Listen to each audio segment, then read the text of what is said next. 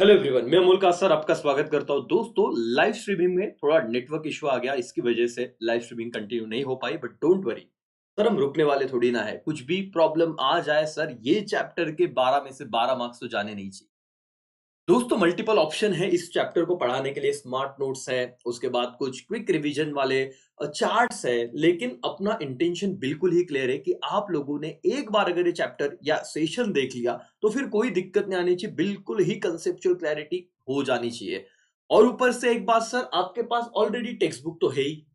और अगर आपके पास टेक्स्ट बुक है दोस्तों, तो आप अंडरलाइन कीजिए, चीजों को समझिए। और स्मार्ट रिकैप में मैं कुछ आपको इंपॉर्टेंट नोट्स में से पॉइंट भी बता दूंगा। दोस्तों, एक उम्मीद करता हूं मैं कि आप ये पूरा सेशन एंड तक जरूर देखोगे। और जितना आप कंसंट्रेशन से देखो, साल भर आपने बॉस स्किप करके लेक्चर देखे होंगे या ऑनलाइन तो पढ़ा ही नहीं होगा। बट दोस्तों, अगर आप चाहते हो कि आपके इस चैप्टर में मार्क्स सिक्योर हो जाए, पूरा कंसेप्चुअल अंडरस्टैंडिंग आपका बन जाए, तो बस एक हाथ जोड़ के विनती है आपके बेनिफिट के लिए। पूरा लेक्चर भले आप 1.5 पे देखिए, 1.5 की स्पीड पे देखिए, बट देखिएगा जरूर। चलो दोस्तों, शुरू करें हम बिना समय गवाए। Yes or no? Yes sir.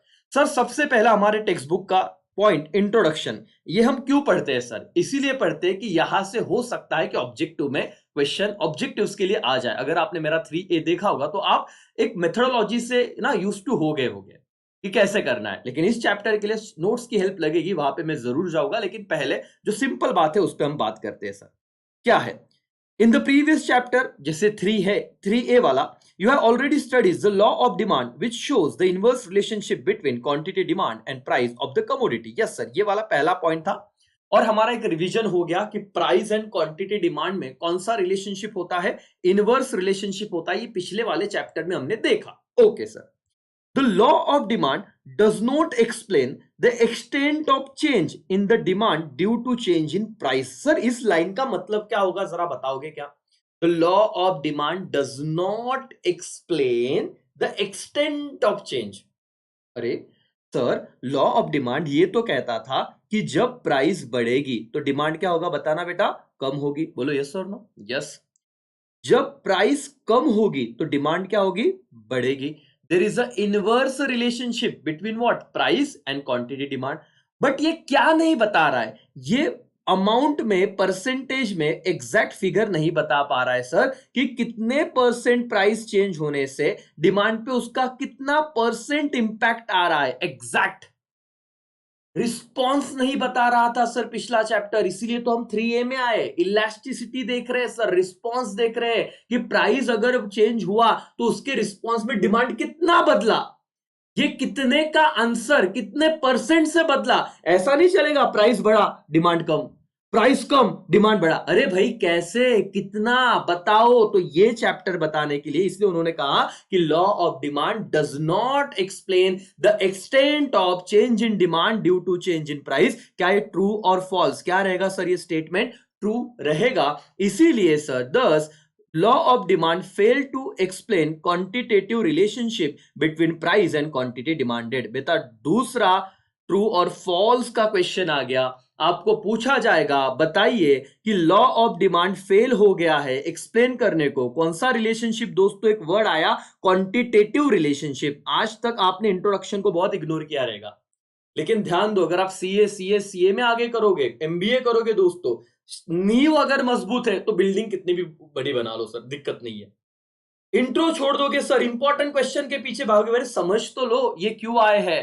क्या मुझे बताओ, law of demand quantitative relationship बता रहा है या फेल हो गया? फेल हो गया sir, between price and demand. Therefore इसीलिए अल्फ्रेड मार्शल ने एक्सप्लेन किया कंसेप्ट इलास्टिसिटी ऑफ डिमांड। तो सर, इंट्रोडक्शन में हमको रास्ता मिला कि हम इस चैप्टर पे आ क्यों रहे हैं।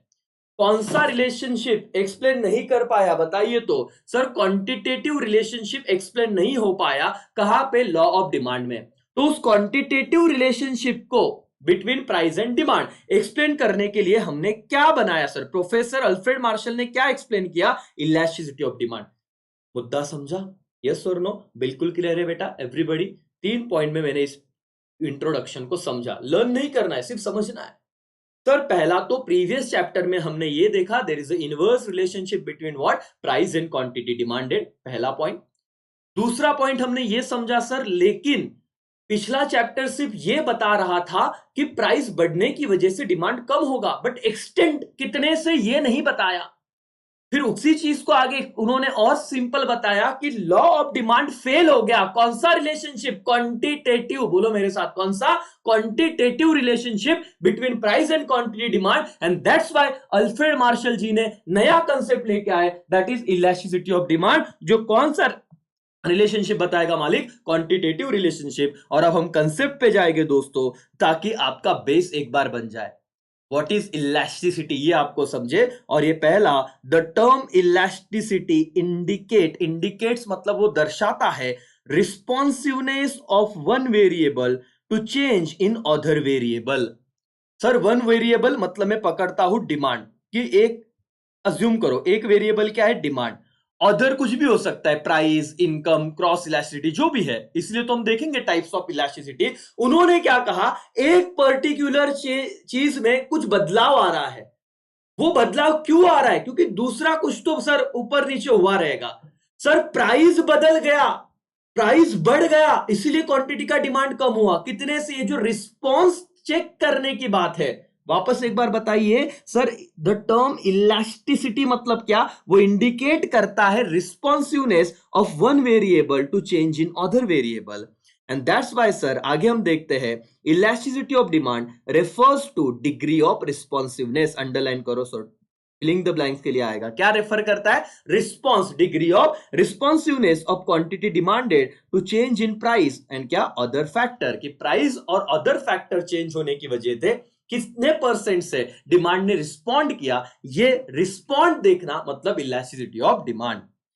बस सर इतना था, थोड़ा समझा, आगे जाएंगे टेक्स्ट बुक के नेक्स्ट पैरा पे। चलो लेके आओ sir. According to professor Marshall, elasticity of demand is great or small according to what amount of demanded which is raise much or little. Sir ये छोड़ दो, आपने नहीं किया तो भी चलेगा। It is clear from the above definition that elasticity of demand is technical term which describe, क्या डिस्क्राइब करता है सर? रिस्पॉन्सिवनेस। ये वर्ड बार बार याद रखना sir. Change in quantity demand to fall or rise in its price. Price कम और ज्यादा होने की वजह से जो क्वांटिटी के, जो डिमांड में बदलाव आया है, वो बदलाव को मेजर करना, उस रिस्पॉन्स को मेजर करना मतलब क्या? Elasticity of demand. ठीक है सर। चलो अब दोस्तों आते हैं types of elasticity of demand पे। और इस पे मैं आपको चार्ट पे भी लेके जाऊंगा, टेक्स्ट बुक से बताने की कोशिश करूंगा, लेकिन मैं चार्ट नोट्स बताने के बाद उसका स्क्रीनशॉट आप खींच लो, उतना भी आपने पढ़ लिया इनफ हो जाएगा। चैप्टर में बहुत ज्यादा कॉन्फिडेंस आएगा बेटा। ये देखो इसका आंसर तो आपका लर्न हो जाएगा। आईपीसी, आईपीसी की धारा 320 के तहत सुना ही रहेगा। सर ये तो सिंपल है, या सिर्फ मेमोरी टेक्निक की जरूरत है नहीं। लेकिन ये सवाल याद रखना बेटा, क्वेश्चन मैंने आपको पिछले सेशन में भी बताया था, इस चैप्टर के दो क्वेश्चन बहुत ज्यादा है ना कि सिमिलर लगते, लेकिन आंसर अलग है। और बच्चे गलती करके आते हैं ओवर कॉन्फिडेंस में। सवाल पूछा जाता है explain the types of elasticity of demand, बच्चा आंसर लिख के आता है explain the types of price elasticity of demand का। वापस एक बार बता रहा हूं, सवाल पूछा जाता है explain the types of elasticity of demand, और बच्चा क्या लिख के आता है? Price elasticity of demand. कैसे सर? समझो। चलो यहाँ पे आओ, इसका मैं पर्टिकुलर आपको पहले ही नोट्स पे लेके जाऊंगा, ताकि आप लोगों को बहुत अच्छे ढंग से वो चीज समझ जाए करके। सुनिएगा दोस्तों, ये पहले तो क्वेश्चन जो मैं लाइव में पहले इनिशियल कुछ मिनटों मैंने बताया था, वो आप नोट कर लीजिए कि ये दोनों क्वेश्चन पे आपको बहुत बारीकी से ध्यान देना है। अभी जो हम पढ़ रहे हैं वो क्वेश्चन नंबर 1 है, एक्सप्लेन द टाइप्स ऑफ क्या? Elasticity of demand. 3 he type है। और जो दूसरा क्वेश्चन आ सकता है वो भी इंपॉर्टेंट है, और ये सेशन के बाद आपको कोई दिक्कत नहीं पड़ेगी, इतना लेक्चर देख लो बात खत्म हो जाएगी। Sir explain the types of price elasticity, क्या आंसर लिखना है बताऊंगा, लेकिन दोनों क्वेश्चन के आंसर अलग अलग है, दोनों क्वेश्चन अलग अलग है, इतना याद रखना दोस्तों। चलो कौन से चार्ट की बात कर रहा था सर मैं? सर पहले आप एग्जाम में ऐसा प्रेजेंटेशन करोगे, ध्यान से सुनो। अगर आपको पूछा explain the types of elasticity of demand, बच्चे बोलते हैं सर प्रेजेंटेशन कैसे होना चाहिए? देखो इस तरीके से, आप लोगों ने सबसे पहले ड्रॉ ऐसे बॉक्स निकाल लो, types of elasticity of demand. Sir इससे क्या होगा? सर प्रेजेंटेशन है मालिक, आप चेकर की नजरों में आपकी इज्जत बढ़ जाएंगी, और मार्क्स भी सर हो सकते हैं बढ़ जाए। 3 प्रकार के डिमांड है, प्राइस इलास्टिसिटी, इनकम इलास्टिसिटी, और क्या? Cross elasticity. किसके टाइप से? Price elasticity, sorry elasticity of demand के टाइप। किसके टाइप है? इलास्टिसिटी ऑफ डिमांड के टाइप। कितने टाइप है? 3। बोलो कौन सा? इनकम और क्या? क्रॉस। अलग अलग को इन्होंने एक्सप्लेन किया है, लेकिन मैं आपको जहां पे लेके जाना चाहता हूं अब, क्योंकि क्विकली आपको सब चीजें अच्छे ढंग से समझा, आप स्क्रीनशॉट नहीं करेगा सर, इस वाले चार्ट पे yes sir, this chart is very important. अगर आपने इतने पॉइंट भी याद रख लिए तो भी आपको पूरे मार्क्स मिलेंगे और आपका लर्निंग भी हो जाएगा, सिंपल हो जाएगा करके। देखो कोशिश करते हैं सर क्या है। इसका स्क्रीनशॉट आप पहले निकाल लो, चलो क्विक क्विक क्विक। सर मैं भी आऊँ क्या? सर आपको कहाँ पे स्क्रीनशॉट मिले? चलो यहाँ पे स्क्रीनशॉट खींच लो इसका। एवरीबॉडी स्क्रीनशॉट ले लिया आपने? नहीं तो पॉज करके खींच लेना। चलो, और एक रिक्वेस्ट है दोस्तों, क्या करना है, हजारों के व्यूज में 100-200 लाइक आ रहे हैं, अच्छी बात है। आपको अच्छा लग रहा है तो सर किसे बुरा लगेगा, है ना? चलो आइए, भावनाएं समझो आप। सर 3 प्रकार क्या है मालिक? प्राइस, इनकम और क्रॉस। मीनिंग समझो सर, और मीनिंग का कितना पार्ट कॉमन है वो समझो। It is all about observation. देखो दोस्तों, प्राइस इलास्टिसिटी देखो, it is the ratio of proportionate change in quantity demanded of commodity. ठीक है, मैं इनकम पढ़ रहा हूं। It is a ratio of proportionate change in quantity demanded of a commodity. जितना येलो कर रहा हूं उतना ही पढ़ो। Cross elasticity, it is a ratio of proportionate change in quantity demanded of one commodity। Sir ये क्या है? लैंग्वेज का सिमिलरिटी देखो, आपको बहुत चीज जब एक साथ होती है ना तो आपको ऐसा लगता है आप इतने सारा लर्न कर रहे हो। हेडर तो लर्न हो गए, अब समझो। It is which change, it is a ratio. Sir what is price elasticity? एक ratio. It is a ratio of proportionate change in quantity demand of commodity to a given proportionate change in price.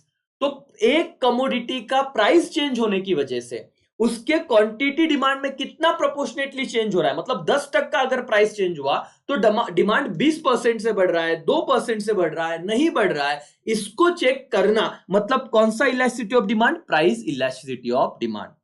What is income elasticity, sir? It is ratio of proportionate change in quantity demand of commodity to proportionate change in क्या बेटा? Income of individual। कि individual लोगों का income change होने के बाद, person का income change होने के बाद उसके डिमांड में क्या बदलाव आया, ये मेजर करना मतलब इनकम इलास्टिसिटी ऑफ डिमांड। लेकिन क्रॉस इलास्टिसिटी देखते हैं sir. It is a ratio of proportionate change in quantity demand of one commodity to proportionate change in price of other commodity. किसी दूसरे कमोडिटी के प्राइस में change होने की वजह से किसी ए कमोडिटी का डिमांड चेंज हुआ क्योंकि बी कमोडिटी का प्राइस चेंज हुआ, तो सर ये क्रॉस इलास्टिसिटी है। यहां पे उसी कमोडिटी का प्राइस नहीं चेंज हो रहा है।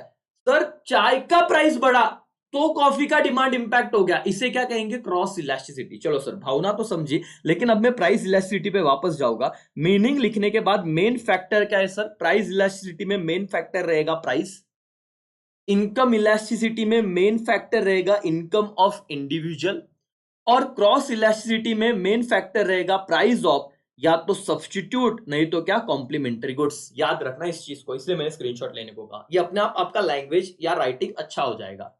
मेन फैक्टर क्या है सर? प्राइस इलास्टिसिटी में प्राइस, इनकम में but obvious income of an individual, और क्रॉस इलास्टिसिटी में प्राइस ऑफ क्या बेटा? सब्स्टिट्यूट या कॉम्प्लीमेंट्री गुड्स। ठीक है सर, फॉर्मूला याद रखना दोस्तों। परसेंटेज, इसको प्रोपोर्शनेट बोला ऊपर, परसेंटेज ये डेल्टा। डेल्टा मतलब आप चेंज बोल सकते हो। तो फॉर्मूला पढ़ते कैसे देखो, proportionate change in quantity demanded, यहां पे मैं डी लिखता हूं, proportionate change in quantity demanded divided by proportionate change in price. वापस में यहां पे लिखूं सर, ये परसेंटेज को मैं प्रोपोर्शनेट बोलता हूं, ये डेल्टा उसे क्या कहता हूं? Change. Proportionate change in quantity demand divided by proportionate या परसेंटेज चेंज इन क्या बेटा? प्राइस। ये किसका फॉर्मूला है? Price elasticity of demand. बोलो किसका है सर ये formula? Price elasticity of demand. समझा? ED is equal to, yes or no? Yes. Income elasticity देखो, ईडी नहीं, यहां पे क्या है? E Y. ऑब्जर्व करना, टेक्स्ट बुक में भी देख लो सर। क्या फॉर्मूला है? Percentage change in quantity demand, ऊपर तो फिक्स है, नीचे है परसेंटेज चेंज इन क्या? इनकम। तो ये वाला formula, quantity demand divided by percentage change in income को डिनोट किया है वाई से। टेक्स्ट बुक में भी सेम ही है, कोई दिक्कत नहीं है सर। और लास्ट में क्रॉस इलास्टिसिटी का क्या फॉर्मूला है सर? ध्यान से देखिए, proportionate change in quantity demand of product A divided by proportionate change in price of product B. Sir कैसे लिखोगे? यहाँ पे आप भी लिख लो मेरे साथ, चलो हम साथ में ही लर्न कर रहे हैं। Percentage change in quantity demand of, मैं पूरा लिख रहा हूं, ऑफ क्या बेटा? प्रोडक्ट ए।